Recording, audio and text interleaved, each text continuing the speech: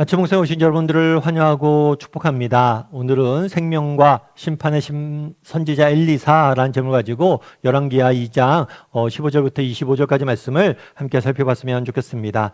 우리 19절부터 22절까지 말씀 같이 한번 읽어볼까요? 그 성읍 사람들이 엘리사에게 말하되 우리 주인께서 보시는 바와 같이 이 성읍의 위치는 좋으나 물이 나쁨으로 토산이 익지 못하고 떨어지나이다.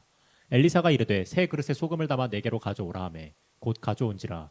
엘리사가 물 근원으로 나아가서 소금을 그 가운데에 던지며 이르되 여호와의 말씀이 내가 이 물을 고쳤으니 이로부터 다시는 죽음이나 열매 맺지 못함이 없을지니라 하셨느니라 하니 그 물이 엘리사가 한 말과 같이 고쳐져서 오늘에 이르렀더라. 네. 오늘 본문에 보면 이제 엘리사의 본격적인 사역이 시작되는 모습을 보여주게 돼요. 그래서 어저께 우리가 살펴본 것처럼 엘리야가 하나님께서 엘리야를 하늘로 데려가시고 엘리사에게 뭘 하신 거예요? 사역을 선지자를 계승을 하게 하셨어요. 그런 다음에 엘리사가 본격적으로 이제 사역을 시작하는데 엘리사가 기적을 베풉니다. 근데 여기서 우리가 한 가지 주목할 게 있어요.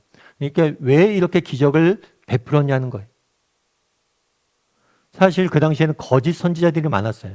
그래서 이 사람이 거짓 선지자들이 참 선지자인지 구별할 필요가 있었어요. 그래서 참 선지자들은 뭐냐면 그 사람을 통해서 하나님의 권능이 나타나야지 이 사람이 참 선지자임을 인정을 받았던 거예요. 그래서 엘리야에게서 엘리사가 선지자 계승이 됐잖아요. 이것을 그 당시에 엘리야를 따르던 제자들은 다 알고 있었어요. 그 제자들은 인정을 받았어요. 그런데 백성들은 모르잖아요. 어느 날 엘리야가 사라집니다. 그런데 엘리사가 나타난 거예요. 그럼 저 사람이 정말 하나님의 선지자인지 알 수가 없잖아요. 그래서 기적을 통해서 뭐예요? 그걸 증명해 보인 거예요. 그런데 어떤 기적을 베풀었냐면 이 성읍에 뭐가 있었냐면 우물이 있었어요. 그런데 이 물이 좋지 않은 거예요. 수질이 좋지 않은 거예요. 그래서 수질이 좋지 않다 보니까 이것들을 통해서 먹고 뭘 한 거예요? 병에 걸리는 경우도 있고 너무나 나쁜 경우도 있는 거죠. 그럼 요즘 워낙 우리나라는 요즘은 풍요로워졌으니까 그런 얘기를 할 수가 있잖아요. 아니, 물이 나쁜데 그걸 왜 먹어요? 이렇게 이야기할 수 있어요. 근데 여러분 가끔 이렇게 아프리카 관련해서 이렇게 이야기 읽거나 영상 같은 걸 보면 아프리카에 요즘 우물 만들어준 사역을 많이 하잖아요. 그렇게 하는 게 뭐냐면 물이 굉장히 나쁜 물이에요. 수질이 안 좋은 물이에요. 그런데 이것들을 먹어요. 아프리카 사람들은. 왜요? 물이 없어요. 그거밖에 물이 없는 거예요. 그러니까 왜 물이 수질이 나쁜데 먹고 있나? 먹을 수밖에 없는 거예요. 물이 부족하니까. 안 좋은지 알면서도. 그랬을 때 뭘 했냐면 엘리사가 소금을 담아서 뭐예요? 가져오라고 그래요. 그리고 물의 근원, 물이 솟아나는 곳에 소금을 던져요. 그랬더니 이 물이 뭐예요? 고쳐져요. 그래서 소금은 우리가 구약시대 때 보면 하나님 앞에 제사 지내잖아요. 제사 지낼 때 제물을 드리거든요. 그때 종종 소금을 같이 드리는 경우가 있어요. 그래서 이 소금은 뭐냐면 존재의 변화를 상징하는 도구예요.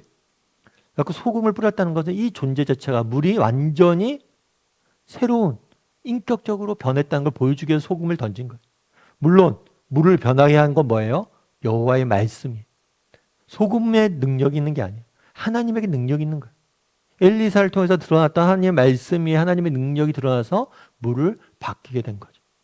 그럼 왜 이렇게 물을 이렇게 바꾸는 이런 기적들을 행했을까요? 물은 뭐의 상징이냐면 생명의 상징이에요. 왜냐하면 물이 없으면 생명은 살아갈 수 없으니까. 그리고 우리 신체도 거의 대부분이 물로 구성되어 있잖아요. 그래서 이 물을 변화시켰다는 것은 죽을 수밖에 없는 생명을 살릴 수 있는 분이 누구이심을, 하나님이심을 보여준 거예요. 생명의 주권이 하나님에게 있음을 엘리사를 통해서, 그리고 생명의 주인 되신 하나님의 사역을 하는 사람이 엘리사임을 보여주고 있는 거예요. 그러나 또 한 가지 사건이 있습니다. 그건 뭐냐면 23절부터 25절까지 말씀이에요. 같이 한번 읽어볼까요? 엘리사가 거기서 베델로 올라가더니 그가 길에서 올라갈 때에 작은 아이들이 성읍에서 나와 그를 조롱하여 이르되 대머리여 올라가라 대머리여 올라가라 하는지라. 엘리사가 뒤로 돌이켜 그들을 보고 여호와의 이름으로 저주하매 곧 수풀에서 암곰 둘이 나와서 아이들 중에 42명을 찢었더라. 엘리사가 거기서부터 갈멜산으로 가고 거기서 사마리아로 돌아왔더라. 네, 베델로 갔는데 이 베델은 어떤 지역이냐면 그 당시에 우상 숭배의 근원과 같은 도시예요. 우상 숭배를 가장 열심히 열정적으로 했던 도시가 베델이에요. 근데 이 베들로 갔더니 뭘 했냐면 작은 아이들이라고 돼 있는데 성경에 표현하면 작은 아이들 이렇게 돼 있어서 이걸 어린 아이로 해석하기 쉬워요. 근데 그런 철없는 어린 아이가 아니에요. 이 작은 아이들은 어떤 뜻이냐면 30대 미만의 젊은 사람들 이런 의미예요. 그러니까 굉장히 젊은 사람을 의미하는 거예요. 그래서 어린아이가 아니라 자신의 의지로 자신의 생각이나 판단이나 생각이 분명한 그런 의지를 가진 젊은 사람들을 의미하는 단어예요. 이 사람들이 나와서 뭘 했냐면 엘리사를 조롱했다라고. 이 조롱하다는 것은 모욕했다는 거예요. 특별히 엘리사는 그 당시에 앞에서 기적을 베풀었잖아요. 그러니까 이미 알려지기 시작했어요. 뭘로요? 하나님의 선지자로 알려지기 시작한 거예요. 그래서 그날에 엘리사를 조롱한 것은 단순히 엘리사를 조롱한 게 아니에요. 하나님을 모욕한 거예요. 자기들이 섬기는 바알이 참신이고 하나님은 아니라고 정말 하나님을 믿는다면 하나님의 선지자를 이렇게 조롱하고 모욕할 수 없겠죠. 그러니까 이것은 하나님을 모욕하고 하나님에 대한 불신과 이런 것들을 드러내는 거예요. 그러자 하나님께서 뭘 하신 거예요? 그들을 사자를 보내서 정말 이들을 곰을 보내서 이들을 죽이게 만든 거죠. 그럼 이 사건을 통해서 이제 두 가지 사건이 대조가 되잖아요. 아까는 소금을 통해서 뭘 했어요? 생명을 살렸어요. 그런데 오늘 뭘 하냐면 곰을 통해서 생명을 뺏는 심판을 하는 모습들을 보게 돼요. 그래서 여기서 알 수 있는 건 뭐냐면 우리 하나님이 누구시냐? 우리 하나님은 생명의 주이시면서 동시에 심판의 주임을 저희가 알아야 된다는 거예요. 그래서 이것들을 보여주기 위해서 이 두 가지 사건이 성경에 기록되어 있는 거예요. 그럼 우리도 한번 물어봐야겠죠. 여러분들이 믿는 하나님은 어떤 분이십니까? 하나님은 정말 생명의 주인이시며 정말 심판의 주인이심을 여러분 믿습니까? 정말 하나님은 생명의 주인이시고 심판의 주인이시라고 고백하세요? 제가 이제 개척하기 전에 옥하는 목사님 모시고 오랫동안 생각했는데 옥 목사님이 늘 하셨던 말씀이 있어요. 종종 하셨던 말씀이 있어요. 그건 뭐냐면 두려움이에요. 두려움. 옥 목사님 늘 두렵다라는 말씀을 종종 하셨어요. 뭐가 그렇게 두려울까? 그런데 늘 했던 얘기 뭐냐면 두렵다. 뭐가 두렵습니까? 하면 하나님 앞에 서게 될 그날이 두렵다는 거예요.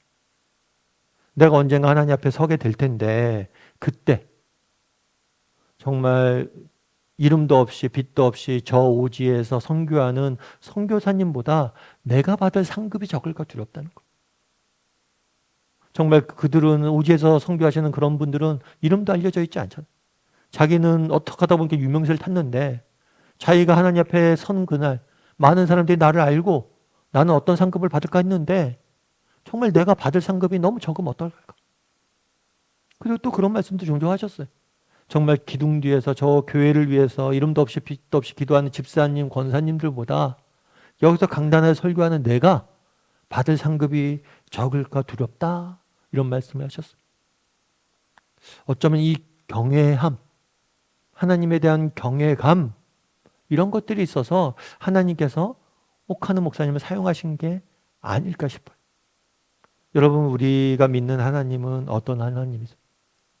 정말 우리가 하나님을 믿는 하나님은 우리의 생명의 주인 되시고 언젠가 우리 인생을 평가해 주시고 우리의 삶을 정말 판단해 주시는 심판주 되심을 믿냐는 거예요.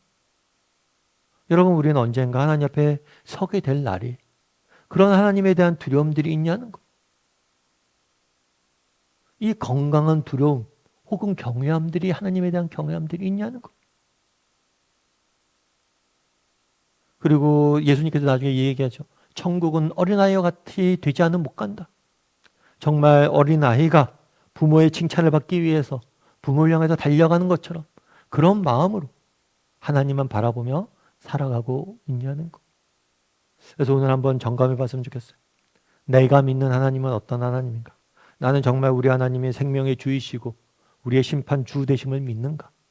그리고 또 나아가 나는 정말 하나님에 대한 경건한 거룩한 두려움이 있는가? 언젠가 하나님 앞에 서게 될 날에 대한 두려움들이 있는가? 그리고 언젠가 하나님 앞에 서게 될 그날을 바라보므로 오늘 땀 흘려 수고할 줄 아는 저나 여러분 되기를 주님의 이름으로 소원합니다. 우리 함께 기도했으면 좋겠습니다. 기도하실 때 오늘 말씀 기억하면서 기도했으면 좋겠습니다. 그날의 엘리사가 정말 다양한 기적들을 베푸는 모습들을 보게 됩니다.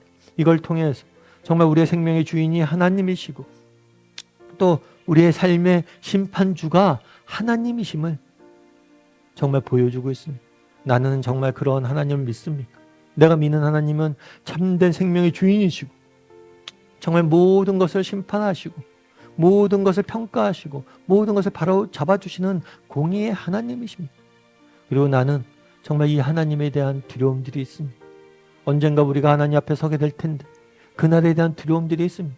우리의 삶을 심판받아야 되고 우리의 삶을 판단받아야 되고 하나님 앞에 서서 우리의 삶이 어떤 삶을 살았는지 평가받아야 되는데 그 날에 대한 우리가 경외함과 두려움들이 있는지 정말 그 날에 대한 소망을 가지고 내가 힘들고 어렵지만 하나님께서 우리를 칭찬해 주실 것이다 라는 그 날에 대한 소망을 가지고 오늘도 살아가는 사람들이 되게 달라고 이 시간 한 목소리로 같이 믿음의 길을 경주하는 사람들이 되게 달라고 한 목소리로 같이 기도하도록 하겠습니다. 같이 기도하시겠습니다.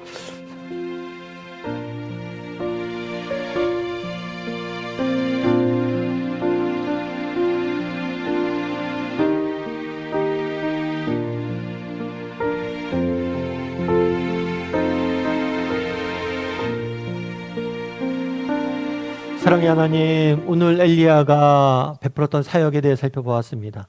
소금으로 정말 물을 고침으로 사람들을 살릴 뿐만 아니라 정말 하나님을 대적하고 조롱하고 그런 사람들을 심판하시는 모습을 보게 됩니다. 정말 우리의 하나님은 생명의 주이시며 또 심판주 되심을 저희가 믿는지 다시 한번 돌아보게 도와 주시옵소서. 아버지 하나님, 우리가 언젠가 하나님 앞에 서게 될 날이 올 겁니다. 그날에 대한 내게 두려움이 있는지 정말 거룩한 두려움이 내게 있는지 돌아보게 도와주시고 정말 세상은 몰라준다 해도 하나님은 아시고 우리 인생을 칭찬해 주실 것이다. 언젠가 하나님 앞에 서게 될 날 우리를 안아주시고 우리를 칭찬해 주실 것이다 라는 믿음을 가지고 정말 힘들고 어렵지만 믿음의 경주를 끝까지 달려갈 줄 아는 우리 모두가 될 수 있도록 주여 붙잡아 주시옵소서. 하나님께서 오늘도 우리의 인생을 지켜주며 싸우며 모든 말씀 예수님의 이름으로 기도드립니다. 아멘.